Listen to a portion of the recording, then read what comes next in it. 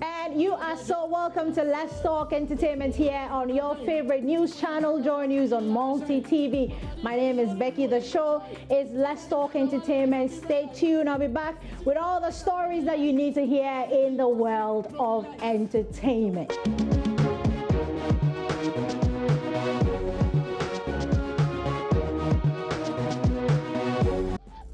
So welcome back to Let's Talk Entertainment. If you've just joined us, you're logged on to the Joy News channel. The show is Let's Talk Entertainment, and your girl Becky, I am bringing you all the stories. To start with today, let's talk about the music industry, how our musicians are making money out of music. Now we have Sheila right here from Joy News, and she put this together. Music is entertainment, and it is big business. Picture this, a fabulous career in music with adoring fans and a talent of spectacular proportions.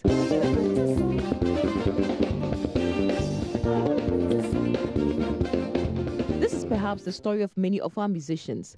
But how does this translate into a sustainable income and revenue base? With an evolving music industry, the business side of the sector is becoming more evident, with a drive towards producing a more transactional and economic industry. Basically, the industry was a developing one. It did develop with the trend of music and our lifestyle of it. It wasn't like an intentional industry if you compare to the developing countries where people really put money into setting up like Sony music and that kind of thing. No, it was more of a hobby, talent kind of thing, and it develops with time, you know. And then when you had this soul to soul, I mean, you were not born those years, but it was in the early 70s, soul to soul. I mean, it was the secondary school music chain. Though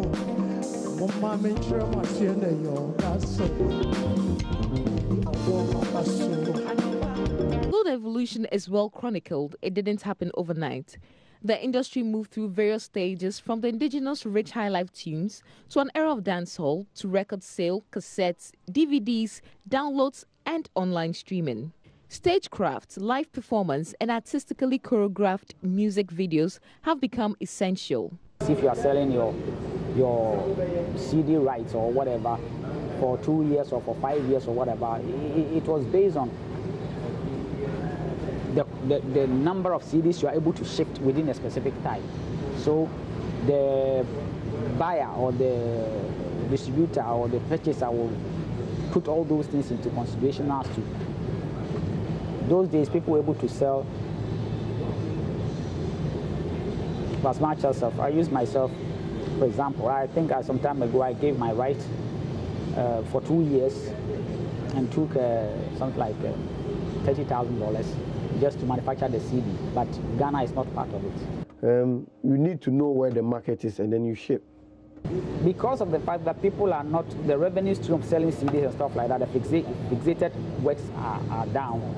People are now charging more money for performance. As workers earn salaries for their services, royalty payments is the source of revenue for artists. And the presence of internet allows for a wider platform for artists to get more playtime and a wider market for the sale of tracks. Globally, according to some figures by Spotify, an online music streaming site, Eminem, for instance, raked in $210,000 to $294,000 in royalties from the hit song Monster. One Republic also pulled in $346,000 to $484,000 in royalties for Counting Stars, and the list goes on.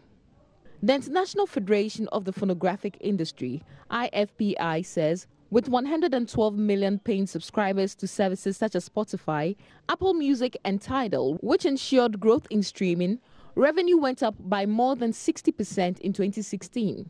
Streaming has now been hailed as the savior of music.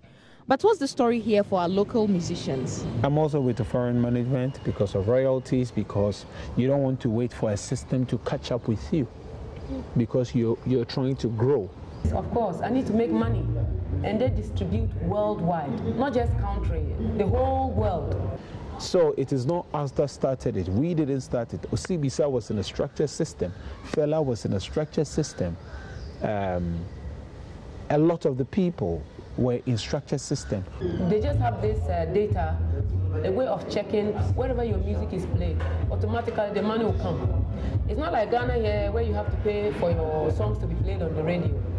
Even at the BBC, when your song is played, they'll pay you money for playing your song. If it's video, they'll pay you money for playing your song. I played at Walmart. There was somebody there to collect.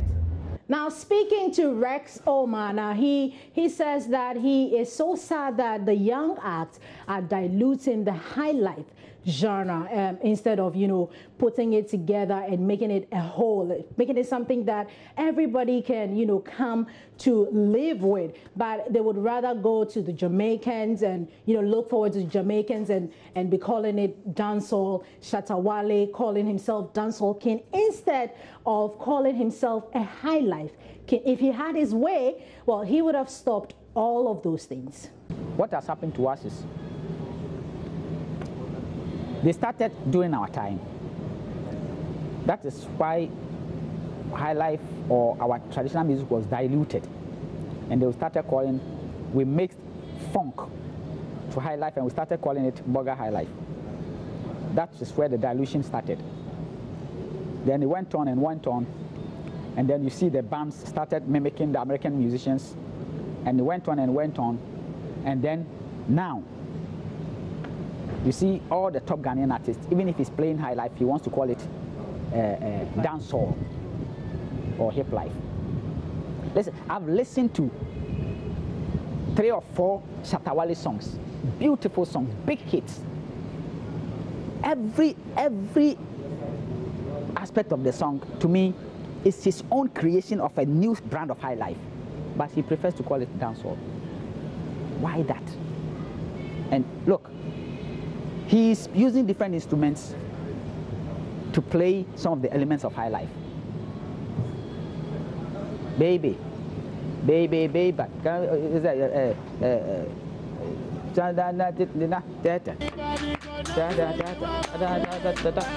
this is typical high life.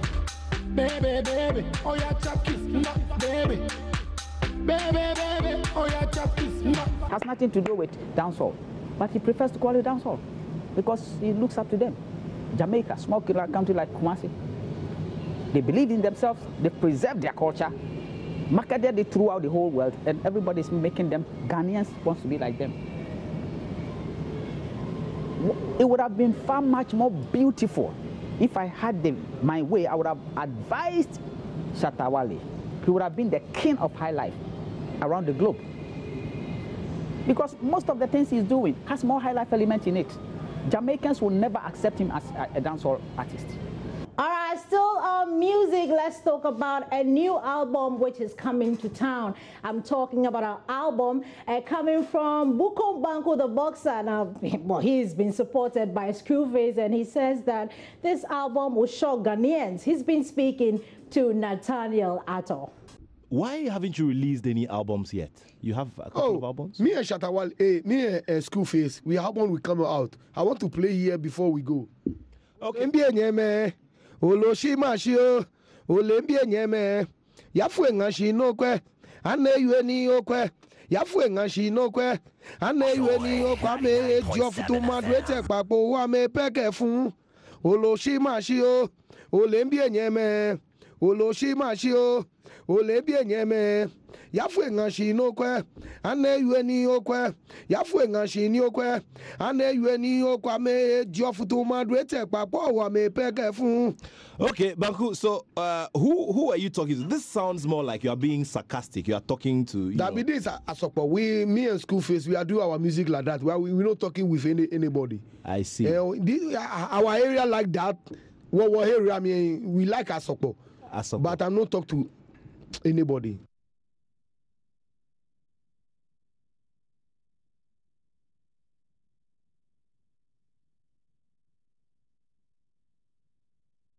Guinean rapper Manifest has contributed a credit song for a groundbreaking black historical fantasy short film, Forever Tree. The film, starring Wendell and Olivia Washington, premiered last week at the Bentonville Film Festival, an annual film festival held by Academy Award and Golden Globe winning actress Gina Davis in the USA. His song on Forever Tree features American singer-songwriter Polly A, with production contributions by now frequent collaborator Drumroll. Does the award-winning musician foresee a future in acting? Well, not so fast. One of the film's producers, Lee Perez and Olivia Washington, spoke with America's national public radio. Congratulations to you, Manifest, on this big one. We hope that you keep making Ghana proud.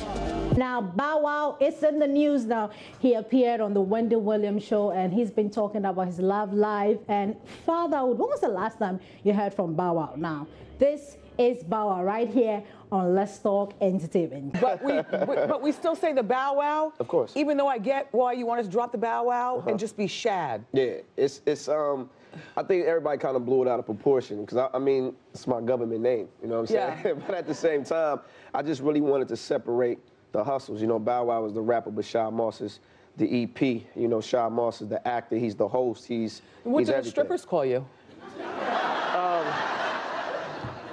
They can call me whatever they want to call me, Wendy. They can call me whatever they want to call me. My mom has it's an 18,000 square foot house. Why does your mother need a house that big? And she's by herself. Yeah. So everybody knows when you go home to visit your parents, where do you usually stay at? Your parents' house, right? So for me, I live in LA. I have my own crib in LA, but when I go to Atlanta, it doesn't make sense for me to go out and buy another home when my mom has a space that... And the basement is not a basement. The basement has bedrooms. The basement. Yeah. It's like a townhouse, really. I made it like that. Designed it like that. It's a theater, game room. Do you bring the girls room, over there afterwards? Absolutely. Have my own entrance and everything. Absolutely. So what's your mom say when she wants some orange juice, but one of the girls is there? She never goes down. It's different locks, it's different entrances, it's different everything. It's like a whole nother house within a house. What happened with you and Erica Mena? It was fun while it lasted. Nah, like I said, like I said, it was fun while it lasted. You were engaged to her, so it was more than absolutely. fun. You were in love. No, it was a wonderful time. We had a wonderful time. But days in, you move on, you grow, and I wish you the best of luck. When's the last time you spoke to her? It's been some time. Because once I move on, I move on. I don't really like to go in the past, you know what I mean? But I wish her the best of luck. Her son. I have nothing bad to say about Erica. You dated Keisha Cole. How'd this happen? What a cute couple. Yeah, I to this day, I still got a lot of love for her. You know what I mean? That's somebody How long did it go on, though? It really wasn't that long. But the thing with me and Keisha was we would always see each other through passing. You know what I mean? So it was just like, it was just, when the time hit, it was meant to be for the moment, I guess. But like I said, I have nothing bad to say about Keisha neither. To this day, like... Was she... Nah, I'm a free spirit. I'm living. I'm good. I'm living. All right. Well, so your daughter is now 6 years old. Yeah, and beautiful, 6. I might add. Yeah, she's doing her thing, too. She's doing her thing. Now, what's your relationship with her mom? It's peaceful. It's peaceful. No beef, no drama, no nonsense. You don't owe child support? Nah, nothing. You gotta stay on point with those type of things. But it's not even about that. It's just me being a good father and just being there for her, Thanks so much for staying tuned to Let's Talk Entertainment. Join me same time tomorrow, and let's do this all over again. My name is Becky.